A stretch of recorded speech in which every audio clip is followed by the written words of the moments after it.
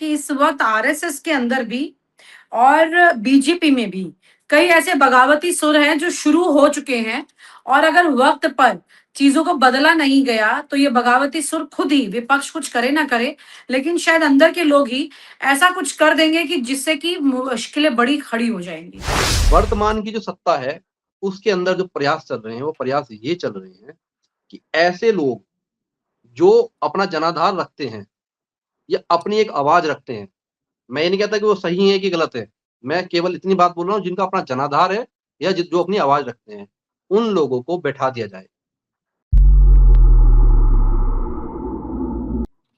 क्या आपको वाकई में लगता है कि सिस्टम जब टेंडर ओपन करता है या पोजीशंस ओपन करता है तो उसमें एंट्री उतनी पारदर्शिता से होती है जैसे होनी चाहिए, या फिर ये सिर्फ दिखावा होता है और अंदर अपने हिसाब से चीजें बुला ली जाती है, अपने बिल्कुल, अपने देखिए लोगों को फिट कर लिया जाता है और दिखाने के लिए स्वयंवर लगा दिया, लेकिन लड़का लड़की ने अपने आप चुन के रखा हुआ है। देखिए, मैं इसमें वही आपको बताना चाह रहा हूँ कि आज की तारीख में, आज की डेट में इतनी संवेदनशीलता हमारे पास में, सत्ता के पास में नहीं है। आप इस बात को समझिए कि हम राम मंदिर की तो बात करें कि वहाँ पे तो सिर्फ एक चंदा चोरी की बात सामने आई है, दान चोरी की बात सामने आई है, लेकिन उसी की जगह एक हम दूसरी घटना देख रहे हैं दिल्ली में जंतर मंतर पर, वहां पर अभी तक कोई व्यक्ति पहुंचा नहीं है, उनको शायद आवश्यकता ही नहीं है, चर्चा भी नहीं की है। आप एक स्टेटमेंट भी नहीं सुन सकते किसी व्यक्ति का, सत्ता में बैठे हुए किसी भी अधिकारी का, किसी मंत्री का, किसी नेता का, संगठन के किसी नेता का आप एक स्टेटमेंट भी नहीं सुन सकते। ठीक है, ये तो आप देख रहे आपने हैं उनकी स्थिति को। बात की कि ठीक है वो इतने दिनों से अनशन पर बैठे, लेकिन मेरा एक बड़ा बिल्कुल। सवाल ये है कि यहाँ तो जो अंदर वाले हैं वही नपते जा रहे हैं। अब ध्यान से सुनिएगा, देवेंद्र फडणवीस ऑपरेशन देवेंद्र में व्यस्त कर दिए गए हैं, बिल्कुल। राजनाथ सिंह चाइना वाले इशू पर, गडकरी जी जो है वो एथेनॉल पर फंसे हुए हैं, राम मंदिर पर योगी जी फंसे हुए हैं, भूपेंद्र यादव अपने इंटरनल स्टाफ को लेकर फंसे हुए हैं, धर्मेंद्र प्रधान एजुकेशन को लेकर फंसे हुए हैं, जितने भी अब ये सेकंड लेयर के नेता हैं ये सब फंसे हुए हैं कहीं ना कहीं। अभी जो ऊपर है टॉप में दो वो फ्री हैं, और उसके नीचे वाले बाकी सारे फ्री हैं। अभी मोहन यादव को भी फंसाया गया सिचुएशन में, मतलब फंसाया गया या जो चीजें निकल के आ रही हैं। पॉइंट ये है, अभी हाल ही में पंकज चौधरी है, उन्होंने योगी आदित्यनाथ के मुख्यमंत्री बनने पर सहमति भी नहीं जताई। उन्होंने बोला जो योग्य होगा वो बनेगा, यानी कि बीजेपी क्लियर नहीं है उनको साथ लेकर चलने के लिए। तो बिल्कुल। ये खेल किस चीज का हो रहा है? ये जो अंदर की चीजें बाहर निकल रही है खेल वो है, या फिर ये ऊपर ना जा पाए खेल वो है? देखिए या ऐसा हो है गया, कि इन नेताओं का हो गया, काफी है, डन? देखिए ऐसा क्योंकि है इससे कि पहले जैसे वाली लाइन भी शिवराज सिंह चौहान, वसुंधरा राजे और ये सब, उमा भारती, वो सब जो पुरानी वाली लेयर के थे वो आते के साथ फिल्टर आउट कर दिए गए थे। अब क्या ये वाला फिल्टर आउट होना है? जी सॉरी। देखिए ऐसा है कि ये चर्चा मैं पहले भी रख चुका हूँ कि केवल एकमात्र बड़ा चेहरा जो बचा है, जो हमारे प्रधानमंत्री जी की लॉबी से नहीं आते हैं, वो है योगी आदित्यनाथ जी। ठीक है? तो अब पूरा लक्ष्य उनके ऊपर रहेगा ही। तो जितनी भी हमारी अब तक की जो योजनाएँ बनी हैं संगठन की, जो देखने से पता चलता है, वो देखने से ही पता चलता है कि राष्ट्रीय अध्यक्ष जी बनाए गए। अभी 2 दिन पहले ही मैं किसी न्यूज़ चैनल पर ही देख रहा था वीडियो, तो उसमें केशव प्रसाद मौर्य जी खड़े हुए हैं। आप तो मीडिया से आपने तो देखा ही होगा, ज़रूर देखा होगा उस वीडियो को। जी हमारे योगी आदित्यनाथ जी खड़े हुए हैं। तो जब नितिन जी। नवीन जी उतरते हैं, तो पहले जो अभिवादन स्वीकार करते हैं, वो केशव प्रसाद मौर्य जी का कर रहे हैं। आप समझिए कि इतना बड़ा व्यक्तित्व, योगी आदित्यनाथ बहुत बड़ा व्यक्तित्व है।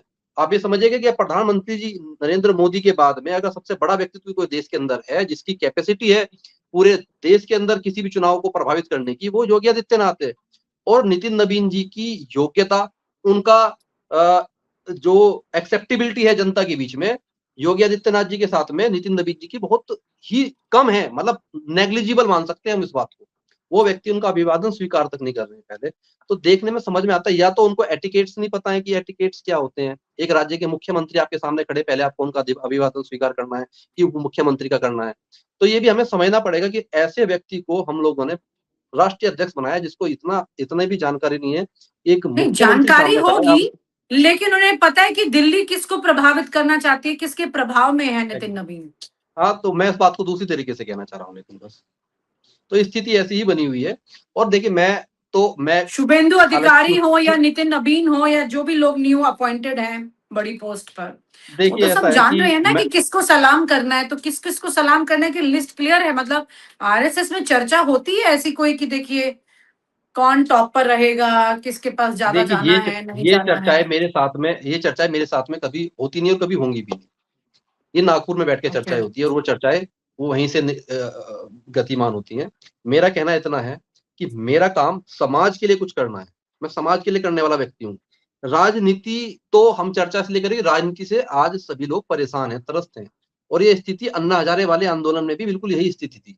अगर आप इन दोनों स्थितियों को जोड़ते हैं तो मैं स्पष्ट एक बात बताऊं कि आज की डेट में सोनम वांगचुक जी जो आज अनशन पे बैठे हुए हैं, अन्ना हजारे जी भी इसी मुद्दे पर ही, बिल्कुल यही मुद्दा था, बिल्कुल जरा सा भी इधर से उधर नहीं था, भ्रष्टाचार ही का तो मुद्दा था।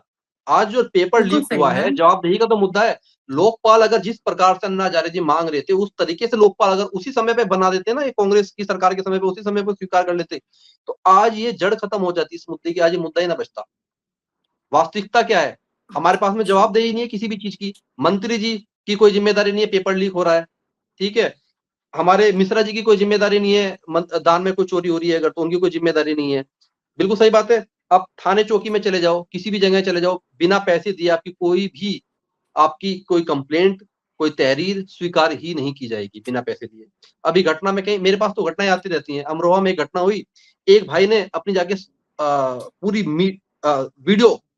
पूरी वीडियो, पूरे साक्ष्य ले जाकर के थाने में जमा कर दिए कि उसके साथ में मारपीट हुई है। और जिस समय पे मारपीट हुई, अमरोहा की घटना है, तहसीलदार जी उस जगह पे मौके पे मौजूद थे, जमीन कुछ का कुछ विवाद था। उनके सामने उनके साथ में मारपीट हुई, एक पक्ष ने दूसरे पक्ष से मारपीट की, उसकी पूरी वीडियो रिकॉर्डिंग सब कुछ अवेलेबल है, जान से मारने तक की भी कोशिश उसके अंदर हुई।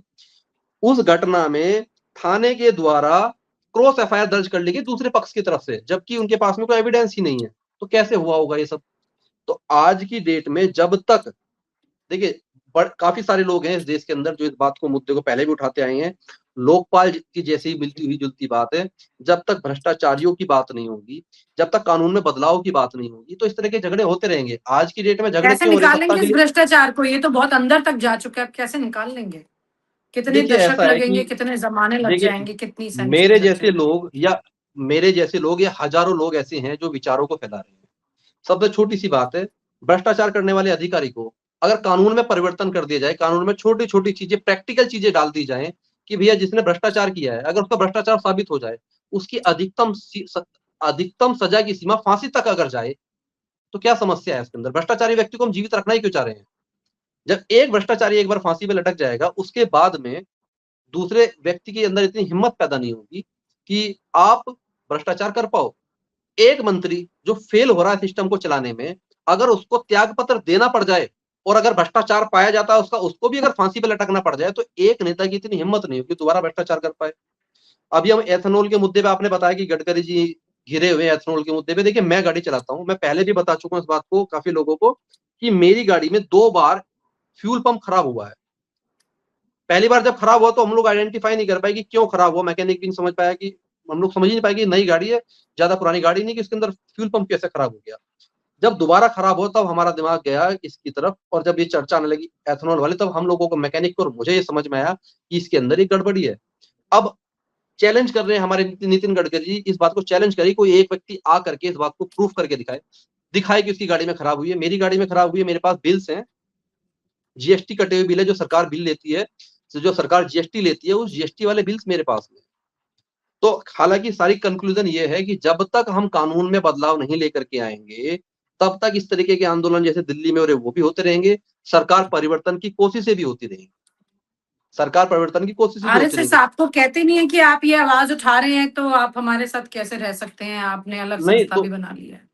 देखिए, ऐसा है कि हमने अपना मिशन बनाया, मिशन का में कुछ ऐसा गलत कोई चीज है ही नहीं। अंत्योदय से राष्ट्रोदय मिशन की टैगलाइन है, अंत्योदय से राष्ट्रोदय, अखंड भारत मिशन हमारे मिशन का नाम है।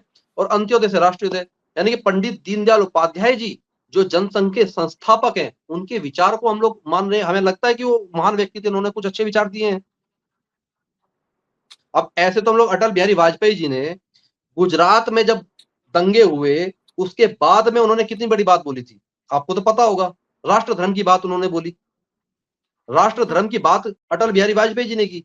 जबकि वो व्यक्ति तो उसी सत्ताधारी दल के थे, जिस दल से हमारे माननीय मुख्यमंत्री हुआ करते थे गुजरात के। तो हमें इस बात को समझना पड़ेगा कि ऐसा नहीं कि किसी राजनीतिक दल से अगर कोई व्यक्ति संबंधित है या किसी संस्था से, संगठन से संबंधित है, तो वो गलत होगा, नहीं। उसके विचार क्या हैं, संगठन के विचार, मूल विचार क्या हैं? अगर संगठन के मूल विचार की बात करें, तो संगठन के मूल विचार बिल्कुल सही हैं।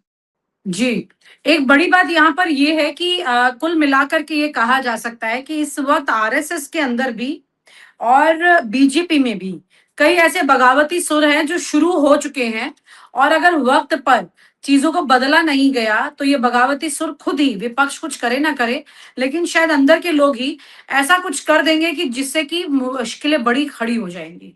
29 के चुनाव में देखिए एक देश एक चुनाव की बात ज़रूर हो रही है, लेकिन मुझे लगता है कि उससे पहले ही खुद पार्टी के अंदर इतने बड़े चैलेंजेस आ जाएँगे, जैसे कि हाल ही में नरोत्तम मिश्रा का देखने को मिला।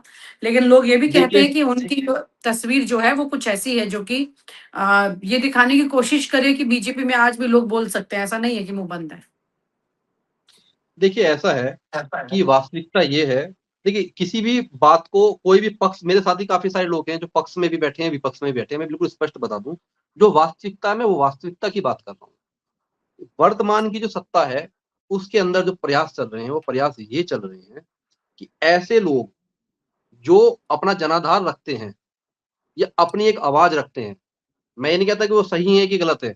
मैं केवल इतनी बात बोल रहा हूँ जिनका अपना जनाधार है या जो अपनी आवाज़ रखते हैं, उन लोगों को बैठा दिया जाए। बिल्कुल, केवल यही प्रयास है। और जो मिश्रा जी जी। हैं, उनको बिठाया गया है, उस वो ऐसा नहीं कोई पहली घटना है। ये कोई पहली घटना थोड़ी हुई है। आप देखिए वसुंधरा राजे जी को देख लीजिए, उनको भी बिठाया गया है। शिवराज सिंह चौहान जी, सोचिए मध्य प्रदेश का मतलब शिवराज सिंह बिठाया चौहान हुआ जाए करते मतलब उन्हें सिस्टम से काट दिया जाए, उन्हें टाटा बाय-बाय कर दिया जाए, अब इस तरह की बिल्कुल, तस्वीरें ये बिल्कुल, सामने है। यानी बिल्कुल। कि कुल मिला के कई नेताओं का टाटा बाय-बाय हो गया है, अगली लिस्ट तैयार है, किस-किस का टाटा बाय-बाय होगा ये देखना अब बाकी है। देखिए बहुत-बहुत शुक्रिया ये आपका। सभी थैंक यू सो मच। जी, धन्यवाद। Thank you so much for sharing your thoughts with us. Thank you. Thank और आप हमसे जुड़े रहने के लिए सब्सक्राइब करें YouTube पर, फॉलो करें Twitter पर और लाइक करें Facebook पर। और ज्यादा जानकारी के लिए आपको टाइप करना होगा सिर्फ न्यूज नशा।